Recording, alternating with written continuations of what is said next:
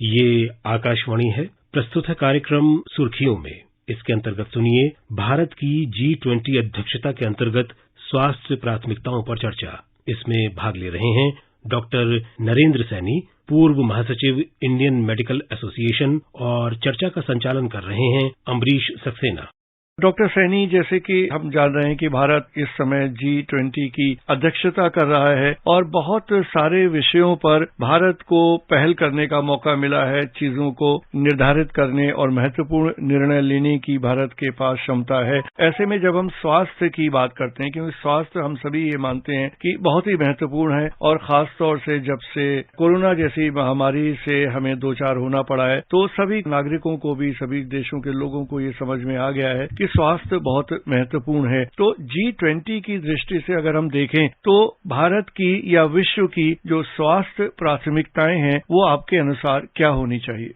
सबसे पहले तो ये भारत के लिए, हम सारे देशवासियों के लिए बहुत गर्व की बात है कि G20 हमारे यहाँ हो रहा है और हेल्थ के सेक्टर में हम इसको लीड करने जा रहे हैं। आपने बिल्कुल सही कहा शुरुआत के वक्तव्य में कि जब से कोरोना हुआ तो हेल्थ की इम्पोर्टेंस ना कि भारत में, ना कि डेवलपिंग कंट्रीज में, बल्कि डेवलप्ड कंट्रीज में, यानी कि पूरे विश्व भर में ये बढ़ गई है। और G20 एक बहुत बड़ा प्लेटफॉर्म है जिसके अंदर यदि देखें तो लगभग 80% जो आमदनी होती है पूरे वर्ल्ड में इन कंट्रीज के अंदर है, और इसके अंदर 2/3 ऑफ पॉपुलेशन जो है वो यहाँ पर बसती है। तो जो भी चीजें हम यहाँ पर करेंगे इसका बहुत महत्वपूर्ण परिणाम निकलेंगे। तो उसके लिए जो मैं समझता हूँ और जो भारत ने बड़े ठीक तरीके से भी किया है, सबसे बड़ी बात है कि हेल्थ इमरजेंसीज, जैसे कोविड आया, ऐसे कोई भी इमरजेंसी इन फ्यूचर में आ सकती है, उसकी हमारी प्रिपेयर्डनेस होनी चाहिए ग्लोबली, एक साथ मिलकर, जिसको हमने कहा one health, one earth, one family, one future.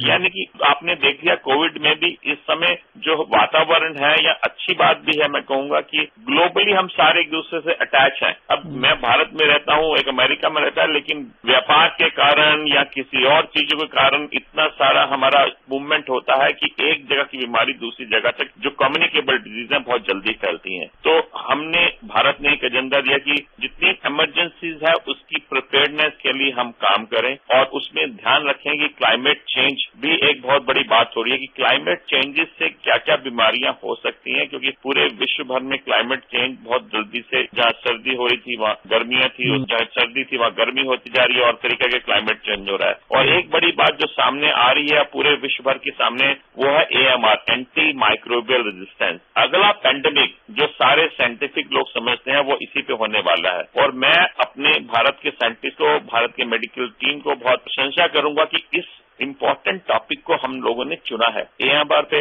Discussions, यदि G20 की कंट्रीज AMR के ऊपर डिस्कस करेंगी, क्योंकि नई एंटी माइक्रोबियल आ नहीं रही, पुरानी एंटी माइक्रोबियल जो एंटीबायोटिक जिसको हम आम भाषा में बोलते हैं, उसका बहुत ज्यादा दुरुपयोग हो रहा है। तो यदि हमने इस तरफ ध्यान नहीं दिया ग्लोबली, तो अगला पेंडेमिक जो आने की संभावना है वो होगा ऐसे ऐसे बैक्टीरिया जो हमें इन्फेक्शन करेंगे और हमारे पास उसकी दवाइयां नहीं होंगी। ऐसा नहीं है कि इसके लिए एंटी माइक्रोबियल रेजिस्टेंस आने के लिए कोई नया सा बैक्टीरिया आएगा। पता लगा कि जो आम बीमारियां होती हैं, हमारे को टाइफाइड, मलेरिया, उनका भी हम समाधान नहीं कर रहे, क्योंकि वो जो कीटाणु थे वो रेजिस्टेंस हो गए, और नई एंटीबायोटिक्स, नई दवाइयां इस मामले में हमारे पास नहीं आ रही। हमारे पास डायबिटीज, हमारे पास हाइपरटेंशन की दवाइयां तो बन रही हैं, लेकिन ये दवाइयां जो कीटाणुओं को मारती हैं वो नहीं आ रही, और पुरानी रेजिस्टेंस होती जा रही है। इस पे हम सबको मिलकर काम करना होगा, और ये हमारा एक बहुत बड़ा इनिशिएटिव होगा। दूसरा बहुत बड़ा जो बात है वैक्सीन, क्योंकि हमने देखा कोविड में सबसे बड़ी चेंजेस आया वैक्सीन के मामले में,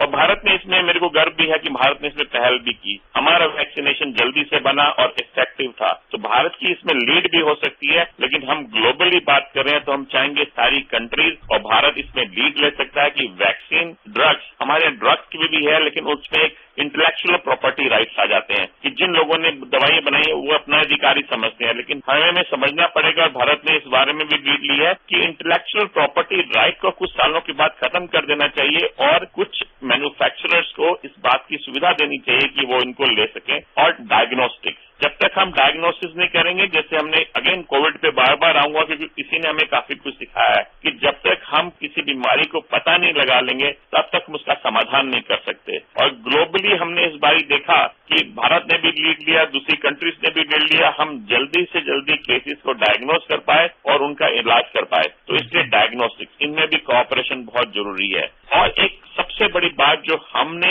इंडिया ने की वो था डिजिटल इनोवेशन, जो हमारे साइंटिस्ट ने डिजिटली की, कितनी जल्दी इंफॉर्मेशन पहुंचती है, कितनी जल्दी हम लोगों में प्रिवेंटिव मेजर्स ला सकते हैं, कितनी जल्दी हम उनके लिए यूनिवर्सल हेल्थ रिकॉर्ड, आपने देखोगा लोगों के हेल्थ रिकॉर्ड से हम पता लग जाता है कि कैसे उसका रिकॉर्ड रहा था। तो ये सब चीजें जो हैं आई थिंक हम लोगों ने लीड लिया है और इसका काफी असर पड़ेगा। डॉक्टर सैनी, एक जो आपने कहा सारी बातें बहुत ही महत्वपूर्ण हैं, लेकिन सैद्धांतिक रूप में तो हम सभी सहमत हैं ऐसा होना चाहिए और भारत के सामने ये अवसर है कि वो इसको कर सकता है। लेकिन जब हम इंस्टीट्यूशनल मैकेनिज्म की बात करें, मतलब एक संस्थागत रूप से एक ढांचा खड़ा करने की बात करें, तो G20 के अंतर्गत इस काम को कैसे किया जा सकता है? क्योंकि हम देखते हैं कि हमारा पूरा विश्व स्वास्थ्य संगठन भी है जो इसी क्षेत्र में काम कर रहा है, यूनिवर्सल लेवल पे इन सारी चीजों को करने की कोशिश कर रहा है। तो क्या G20 WHO के साथ मिलकर उसे कुछ करना चाहिए कि अलग से एक पूरी एक प्रणाली, एक ढांचा विकसित करना चाहिए इन सारी समस्याओं के निदान के लिए? भारत ने जो नारा दिया वो क्या दिया? हम लोगों ने इस चीजों को पाने के लिए one earth, one family, one future, यानी कि पूरा पृथ्वी एक फैमिली है और सबका फ्यूचर एक दूसरे से जुड़ा हुआ है। यदि मैं ठीक हूं तो बाकी सारा विश्व के लोग भी ठीक रहेंगे। तो इसके मद्देनजर भारत ने ये कोशिश की है कि हम सिर्फ ये नहीं कि G20, WHO, आप देखेंगे कि गोवा में WHO के रिप्रेजेंटेटिव भी आ रहे हैं, वो अपना भाषण भी दे रहे हैं। तो WHO के या और भी जितनी भी संस्थाएं इसमें जुड़ना चाहें, इसमें कोई रुकावट नहीं है। और दूसरी बात, मैंने कहा G20 जो कंट्री है अपने आप में सबसे एडवांस कंट्रीज हैं, जिनमें 80% पॉपुलेशन रहती है, 2/3 ग्लोबल जो व्यापार है वो यहाँ पर होता है, 2/3 जो ग्लोबल पैसा है वो इन कंट्रीज के पास है। यदि हम सारे लोग मिलकर as a family, as a team काम करेंगे तो कोई भी बीमारी हमारे विश्व में आएगी, हम उसको कर लेंगे। और सबसे बड़ी भारत ने ये भी कहा कि G20 में हम जो भी उपलब्धियां पाएंगे इन हेल्थ सेक्टर में, ये सिर्फ G20 के लिए नहीं रहेंगी, ये सबके लिए रहेंगी। और WHO उसमें एक पार्टनर रहेगा जिसके द्वारा हम बाकी सब लोगों को भी देंगे। आपने देखा होगा हमने कोविड अपना डिजिटल प्लेटफॉर्म बनाया या हमने अपना कोविड वैक्सीनेशन कराया, ये तो G20 की बात है। हमने अपने आप से WHO को अप्रोच किया कि ये लीजिए हमारे से, हमारा वैक्सीन है और बहुत अच्छा, और WHO ने भी अप्रिशिएट किया इस कोलैबोरेशन को और उन्होंने इसको यूज किया। इसलिए ये नहीं है कि ये हम सिर्फ अपने तक सीमित रखेंगे, एक कोलैबोरेटिव एफर्ट होगा, एक फैमिली एफर्ट होगा पूरे वर्ल्ड का G20 का टू चेंज द वर्ल्ड। तो पूरे जो प्रयास है G20 के अंतर्गत, तो उसमें सारी सरकारों को साथ मिलकर काम करना होगा और निश्चित रूप से इसमें विकसित देशों का भी योगदान होना चाहिए, विकासशील देशों का भी होना चाहिए। बिल्कुल, जब हम विकास की बात करते हैं उसमें ह्यूमन रिसोर्स यानी कि आदमी चाहिए होते हैं काम करने वाले, उसमें साइंटिस्ट चाहिए होते हैं जो नई नई उपलब्धियां लेके आएंगे, उसमें पैसा चाहिए होता है। तीनों चीजों को मिलाकर ही आप किसी चीज को अच्छा बना सकते हैं। तो इसलिए G20 के पास ये सब चीजें हैं और मैं समझता हूं और एक लीडर होना चाहिए जो इन बातों को सोचे। भारत की इस बात में सबने प्रशंसा की कि हमने ये 3 मुद्दे उठाए हैं। आप देखेंगे कि ये तीनों मुद्दों पर आम सहमति हुई है G20 कंट्रीज में। इस बात की मैं भारत की लीडरशिप को प्रशंसा करूंगा और हमारी लीडरशिप को उन्होंने माना। तो लीडरशिप भी है और G20 के पास पैसा भी है। इंडिया जैसी कंट्री जहां पे साइंटिफिक एक्यूमेन है, साइंटिफिक रिसर्च है, ऐसी कंट्रीज भी उसके अंदर और भी हैं। तो मुझे नहीं लगता कि हम इसमें विफल होंगे। जी, लेकिन जैसे आपने बात की वैक्सीन की और हम सभी ने अनुभव किया है कि जिस समय कोविड जैसी महामारी आई तो वैक्सीन की कितनी समस्या हुई। भारत ने तो किसी तरह से उस समस्या पे काबू पा लिया, लेकिन जहां तक एक देश और दूसरे देश के बीच में जो सहयोग की बात है जिसकी आप भी चर्चा कर रहे हैं, तो हमें बाहर से वैक्सीन मिलने में काफी दिक्कतें आई और उनकी कॉस्ट भी बहुत ज्यादा थी। तो भविष्य के लिए इस तरह की समस्याएं न आए और एक देश और दूसरे देश के बीच में वैक्सीन के आदान प्रदान को लेकर सहयोग हो, उसके लिए आपको लगता है कि किस तरह के और प्रयास करने की जरूरत होगी? जब तक हम आपस में बैठेंगे नहीं, एक दूसरे से बात नहीं करेंगे। और भारत ने इसमें एक और चीज बात की है कि हम इंटेलेक्चुअल राइट्स को, जब बात आए कि हमारे को जिस तरह से ये पैंडेमिक था आम आदमी को बचाना है, तो उसमें इंटेलेक्चुअल राइट्स को थोड़ी देर के लिए एक तरफ रख देना चाहिए, क्योंकि आप समझते हैं जो इंटेलेक्चुअल राइट्स होते हैं उसकी वजह से भी चीजों की जो कीमत है, जो कंट्री डेवलप करती है या जो कंपनी डेवलप करती है उसकी प्रीमियम लगाती है, उसके चार्जेस ज्यादा होते हैं। इस बात को भी हमने इस प्लेटफॉर्म में उठाया है कि इंटेलेक्चुअल राइट्स को भी थोड़ा सा मद्देनजर रख दिया जाना चाहिए जब बात आए ग्लोबल हेल्थ की। तो मुझे लगता है जब हम बैठेंगे, चर्चा करेंगे और देखेंगे जब वॉल्यूम बढ़ता है तो उसकी कीमत भी कम हो जाती है। जब हमारे साइंटिस्ट पूल इन अपने रिसोर्सेज करेंगे तो जो एक चीज बनती है जो अकेले मैं बैठ के बनाऊंगा तो शायद उसकी कॉस्ट बढ़ती है, लेकिन जब हम सब मिलकर एक चीज को बनाएंगे तो उसकी कॉस्ट भी कम आएगी। उससे जो डेवलपिंग नेशंस हैं उनको बहुत फायदा होगा, क्योंकि संपन्न जो लोग हैं उनको तो कोई फर्क नहीं पड़ेगा, लेकिन जो डेवलपिंग कंट्रीज हैं यदि कॉस्ट कम होगी, जैसा आपने बिल्कुल सही कहा कि ये नहीं मिला, ट्रेडिंग में भी इसका फायदा होगा, क्योंकि यदि कंट्रीज एक दूसरे को पहचानती हैं, जानती हैं, तो जो लाइसेंस होते हैं, मैन्युफैक्चरिंग लाइसेंस होते हैं, ये सब चीजें होती हैं, और जब आप में कोलैबोरेशन होती है, जो फैक्ट्रीज आप दूसरी कंट्रीज में भी लगाने में आसानी हो जाती है। अब यदि हम देखें तो कोई भी कंपनी बनाए, जो कॉस्ट अमेरिका में बनाने में लगेगी, इंडिया में बनाने में उसका शायद 1/3 में भी वो हो जाएगी, उससे कॉस्ट भी कम आएगी। तो जब ये कोलैबोरेशन होगा, मैं समझता हूं कि एटलीस्ट हेल्थ सेक्टर में जिसमें इंडिया ने इनिशिएटिव लिया है, हम चीजों को काफी कम ले गए। दूसरा, फार्मास्यूटिकल कंपनी जो हमारे देश में जो मेडिसिन बनती हैं वो शायद 1/3, 1/4 कॉस्ट पे बनती है अमेरिका और दूसरे देशों में, और वो हमारे से लेते हैं, जबकि इंटेलेक्चुअल राइट्स उनके पास है, बनाई किसी भी जगह से बनी हो, लेकिन मैन्युफैक्चरिंग हमारे यहाँ से हो रही है क्योंकि कॉस्ट यहाँ कम पड़ती है। तो ये जो कोलैबोरेशन होगा, आई थिंक आम आदमी को किसी भी कंट्री में रह रहा हो उसको बहुत फायदा होगा। लेकिन डॉक्टर सैनी, आपने दवाइयों की बात की, फार्मा सेक्टर की बात की। सही है कि हमारे यहाँ दवाइयाँ बहुत सस्ती बनती हैं, लेकिन बहुत सारी दवाइयाँ ऐसी हैं, खासतौर से अगर हम लाइफ सेविंग ड्रग्स की बात करें, जो हमें बाहर से आयात करनी पड़ती है, जिनकी कॉस्ट बहुत ज्यादा पड़ती है। इस दिशा में भी G20 में क्या किया जा सकता है?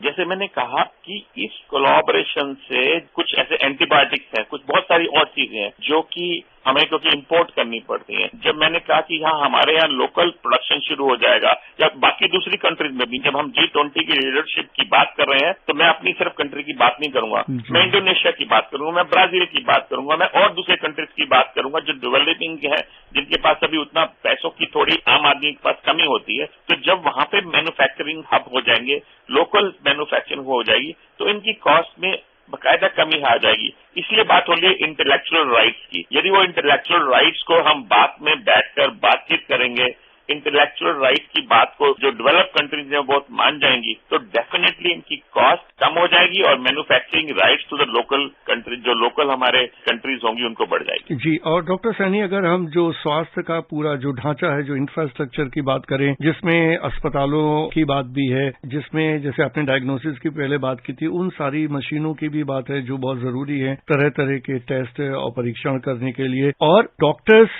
की जो जरूरत की बात है। विकासशील देशों में ज्यादातर ये समस्याएं हैं कि जितने डॉक्टर्स की जरूरत है स्वास्थ्य सेवाओं को चलाने के लिए, उतने डॉक्टर्स नहीं हैं। तो इन सारी समस्याओं को किस तरह से G20 में हैंडल किया जा सकता है? इसमें हमारा देश अच्छी लीड ले सकता है, और लीड ली भी हमने G20 करके। हमारे यहाँ एजुकेशन में काफी उन्नति हुई है, और मैं अभी भी कहूंगा कि हमारे पास अब डॉक्टर्स की कमी नहीं है, हमारे पास इंफ्रास्ट्रक्चर की कमी है।